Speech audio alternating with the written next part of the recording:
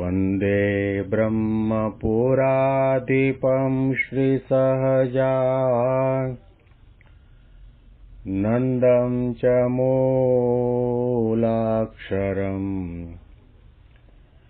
श्रेयस्कारणसद्गुणैकनिलयम् श्रीप्रागजिह्वावत ब्रह्मोपासनधारकं गुरुहरिं यज्ञं तथा योगिनं प्रीत्येवं प्रमुखं महन्तमनिशं श्रेजे स्वरूपं मुदा। મહિમાનો મહિમા પ્રવચનમાળામાં આજે 20મી નવેમ્બર 2024 બુધવારના દિવસે તમામ સંતો હરિભક્તોને મારા સાષ્ટાંગ પ્રણામ. જય સ્વામિનારાયણ. હેપી વચનામૃત દ્વિશતાબ્દી મહોત્સવ. હેપી પ્રમુખ સ્વામી મહારાજ શતાબ્દી મહોત્સવ. સોનાના દોરાનું ધર્મમાં ભક્તિ સરખી ગૌરવતાનું વચનામૃત ગરડા અંચ પ્રકરણનું 21મું આપણે સાંભળી રહ્યા છીએ. શુકાનંદ સ્વામીના પ્રશ્નના ઉત્તરમાં મહારાજે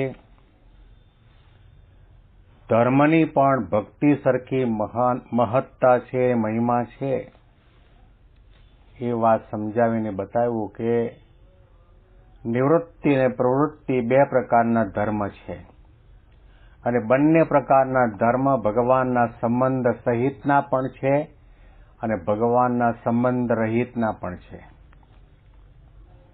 દુનિયામાં તમને ઘણા માણસો એવા મળશે કે એનામાં ધર્મ જોવા મળે, માનવતા જોવા મળે, અસત્ય બોલે નહીં, ચોરી કરે નહીં, આવા ઘણા સદગુણો, ધાર્મિક સદગુણો એના જીવનમાં જોવા મળે, પણ છાતી ઠોકીને બે ડગલા આગળ આવીને આપણી આગળ એમ જ વાત કરતા હોય કે અમે ભગવાનમાં માનતા નથી.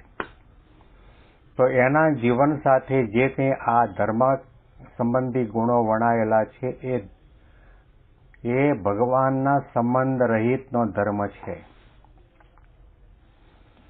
મહારાજે કહ્યું ભગવાનના સંબંધ સહિતનો ધર્મ શુકજી, નારદ, પ્રહલાદ, અમરીશ આ બધા જે ભગવાનના ભક્તો થયા એના જીવનમાં ધર્મ પણ હતો અને ભગવાનનું અસ્તિત્વ સ્વીકારતા હતા. ભગવાનને આગળ રાખીને, ભગવાનનો મહિમા સમજીને દાસત્વ આવે સેવા ભક્તિ કરતા હતા. એટલા માટે મહારાજે કહ્યું કે એવો જે ધર્મ છે એને એકાંતિક ધર્મ કહેવાય, ભાગવત ધર્મ કહેવાય.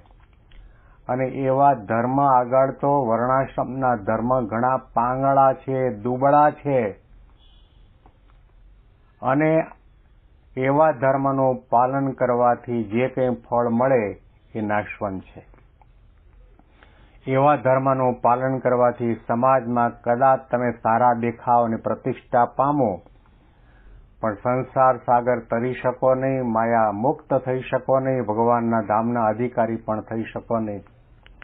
શ્રીજી મહારાજે આ પ્રશ્નના ઉત્તરમાં જે વાત કરી આપણે થોડી વાંચીએ. એ જ ધર્મના સ્થાપનને અર્થે થાય છે અને જે કેવળ વર્ણાશ્રમના ધર્મ છે તે તો ભાગવત ધર્મ થકી અતિશય ગૌણ છે. અને ભાગવત ધર્મે કરીને તો જીવ જે તે ભગવાનની માયાને તરીને પુરુષોત્તમના ધામને પામે છે. માટે ભાગવત ધર્મ અને ભક્તિ એનું તો એક સરખું ગૌરવ છે અને પ્રાપ્તિ પણ એક સરખી જ છે. એવી રીતે ભક્તિની અને ધર્મની સરખી મોટાઈ છે. અને કેવળ જે વર્ણાશ્રમના ધર્મ તે તો તે થકી અતિશય દુબળા છે અને તેનું ફળ પણ નાશવંત છે. અને અમારો પણ મત એ છે જે ભગવાન તથા ભગવાનના એકાંતિક ભક્ત તે વિના કોઈ સંગાતે હેત કરીએ તો પણ થતું નથી. અને અમને એમ જણાય છે જે જડભરત, શુકદેવ, દત્તાત્રેય, ઋષભદેવ ભગવાન એના સરખો અમારા જીવનો ઢાળો છે. માટે અમને પણ વન, પર્વત અને જંગલ એમાં જ રહેવું ગમે છે, પણ મોટા મોટા શહેર, પાટણ હોય એમાં રહેવું ગમતું નથી. એવો અમારો સહજ સ્વભાવ છે. તો પણ ભગવાન તથા ભગવાનના ભક્તને અર્થે લાખો માણસના ભીડામાં રહીએ છીએ, તો પણ અમારે જેવું વનમાં રહીએ અને નિર્બંધ રહેવાય તેવું જ રહેવાય છે. મહારાજે વર્ણાશ્રમના ધર્મની પણ વાત કરી. અત્યારે તો બધા વર્ણભેદ દિવસે દિવસે ભૂસાતા જાય છે, પરંતુ એક સમય એવો હતો, બ્રાહ્મણ, ક્ષત્રિય, વૈશ્ય અને શૂદ્ર 4 પ્રકારના ભેદ શાસ્ત્રોમાં પણ લખાયેલા છે અને સમાજની અંદર પ્રવર્તિત પણ હતા. એ બ્રાહ્મણનો ધર્મ, ક્ષત્રિયનો ધર્મ, વૈશ્યનો અને શૂદ્રનો ધર્મ. હવે એ પોતપોતાના ધર્મ પ્રમાણે રહેતા હોય તો સમાજમાં એની પ્રતિષ્ઠા પણ થાય અને લોકો એની વાહવા પણ કરે. કોઈ બ્રાહ્મણ હોય એ ગાળ્યા વગરનું પાણી ન પીવે, બહારના ભેળપુરી ભજીયા ન ખાય, નાહ્યા વગર ત્રિપુંડ્ર, તુલક સહિતની પૂજા કર્યા સિવાય આગળનું દૈહિક કાર્ય પણ ન કરે, વેપાર નોકરી ધંધા પણ ન કરે, અસત્ય બોલે નહીં, દરેકનું સારું ઈચ્છે. તો આવા જે વર્ણાશ્રમના ધર્મ છે એ બધા ધર્મ ભાગવત ધર્મ આગળ ઘણા દુબળા છે, પાંગળા છે, લૂલા છે, લંગડા છે, અને એનાથી જે કંઈ ફળ થાય એ ફળ પણ નાશવંત છે. કારણ કે પ્રકૃતિ પુરુષ સુધી કાળનું નિયંત્રણ છે, માયાનું નિયંત્રણ છે. પ્રકૃતિ પુરુષથી પર ન થાવ ત્યાં સુધી તમને કર્મનું, કાળનું, માયાનું, સ્વભાવનું, પ્રકૃતિનું બંધન થવાનું અને તમે સંસાર સાગર નહીં તરી શકવાના, ભગવાનના ધામના અધિકારી નહીં થઈ શકવાના. હવે મહારાજ પોતે પોતાનો મત જણાવે છે કે અમારો મત એવો છે કે ભગવાન અને ભગવાનના એકાંતિક સંત એના વિના કોઈ સંગાતે હેત કરીએ તો પણ થતું નથી. ઘણી વખત સંતો અને મહાપુરુષો અને ભગવાન પોતાનો અભિપ્રાય, પોતાનો સ્વભાવ, પોતાના રસ રુચિ જણાવતા હોય છે. શાના માટે જણાવતા હોય છે? કે આપણે પણ એ માર્ગે ચાલવાનું છે.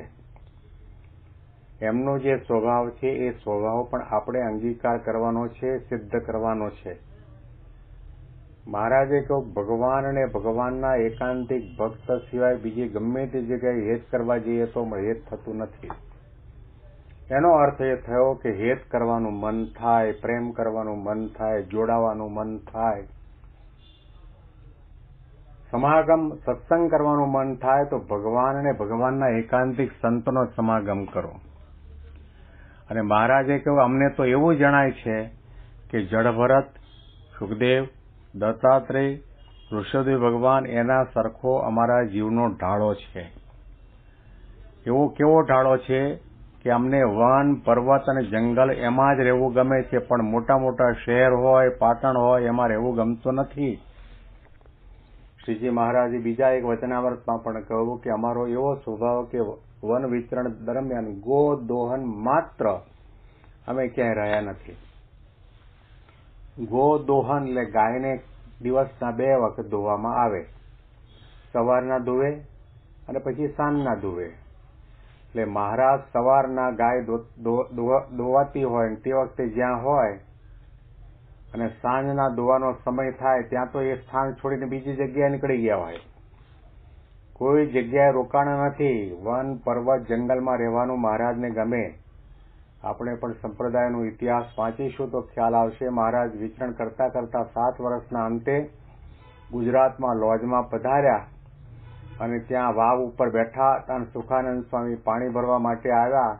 મહારાજની દિવ્ય અલૌકિક મૂર્તિ જોઈને એમાં એમનું મન આકર્ષાણું અને તે વખતે મહારાજે એમને પ્રશ્ન પૂછ્યા, જીવ, ઈશ્વર, માયા, બ્રહ્મ અને પરબ્રહ્મ આ 5 અનાદિ તત્વ છે, એના લક્ષણ કરીને બતાવો. ત્યારે શુકાનંદ સ્વામીએ કહ્યું કે બ્રહ્મચારી, આનો જવાબ મને તો નથી આવડતો, પરંતુ અમારા અહીંયા રામાનંદ સ્વામીના આશ્રમની અંદર અમારા મુખિયા સદગુરુ સંત મુક્તાનંદ સ્વામી બિરાજે છે, બહુ જ્ઞાની છે, એની પાસે પધારો તો તમને જવાબ મળશે. અને ત્યાં ગયા પછી રામાનંદ સ્વામીની વાત સાંભળી આના અમુક અંશે જવાબ પણ મુક્તાનંદ સ્વામી પાસેથી મળ્યા. અને તે વખતે મહારાજે એટલે કે સરજુદાસજીએ નીલકંઠ બ્રહ્મચારીએ મુક્તાનંદ સ્વામીને કહ્યું, સ્વામી જલ્દીથી અમને રામાનંદ સ્વામીના દર્શન કરાવો, પછી આપણે બંને જણા જંગલમાં જઈએ અને ત્યાં જઈને એકાંતમાં બેસીને ભગવાનનું ધ્યાન કરીશું. અમને તો વન પર્વતમાં રહેવું ગમે છે, એકાંતમાં રહેવું ગમે છે. અમે ઘણી જગ્યાએ ફર્યા, પરંતુ કોઈ જગ્યાએ ગોદોહન માત્ર રહ્યા નથી. આવી વાત પણ મહારાજે પોતાના સ્વભાવની રસ રૂચિની વચનામૃતની અંદર બતાવી છે. તો એવી રીતે મહારાજ કહે છે કે અમારો આવો સ્વભાવ હોવા છતાં પણ ભગવાન અને ભગવાનના ભક્તના માટે લાખો માણસના ભીડામાં રહીએ છીએ, અને તો પણ અમારે જેવું વનમાં રહીએ અને નિર્બંધ રહેવાય છે તેવું જ રહેવાય છે. ક્યાંય અમે બંધાતા નથી, લેવાતા નથી, આસક્ત થતા નથી, અને અમે અમારા પોતાના સ્વાર્થના માટે કરીને લાખો માણસમાં નથી રહેતા, પરંતુ ભગવાન તથા ભગવાનના ભક્તના માટે માણસના ભીડામાં રહીએ છીએ. આ ભગવાન પુરુષોત્તમ નારાયણ સહજાનંદ સ્વામીની આપણા ઉપરની કૃપા છે. એમના માટે તો આપણો ગમે તેવો સોનાનો બંગલો હોય, ગમે તેટલા સાધન સામગ્રી હોય, રાસ રચેલું હોય, તો પણ એમના માટે તો કીચડ અને કાદવ અને ગંદકી ભરેલી જગ્યા છે. ક્યાં અક્ષરધામ અને ક્યાં આ માયા, સ્વભાવ, પ્રકૃતિ, દોષો, વાસનાને આધીન એવો લોક.